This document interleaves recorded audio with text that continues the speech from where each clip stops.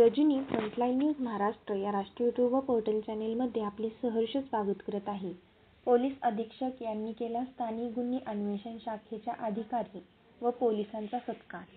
Gandhinagar police ठाण्याच्या हद्दीत एका व्यापाऱ्याच्या कंपाऊंडमध्ये पार्क केलेल्या टेम्पोच्या डॅशबोर्डमधून दिनांक 13 जून 2025 रोजी मध्यरात्री अज्ञात चोरट्यांनी 1,90,00,000 रुपयांची रोख रक्कम चोरून नेली होती. सदर गुन्ह्याचा तपास करून अल्पवयीन चोरट्यासह एकूण 5 चोरट्यांच्या मुसक्या बांधून त्यांच्या ताब्यातून 1,78,00,000 रुपयांची रोख रक्कम हस्तगत केली म्हणून कोल्हापूर जिल्ह्याचे पोलीस अधीक्षक श्री योगेश कुमार गुप्ता यांनी स्थानिक गुन्हे अन्वेषण शाखेचे अधिकारी व कर्मचारी यांना रोख रक्कम 1,00,000 रुपये देऊन सत्कार केला.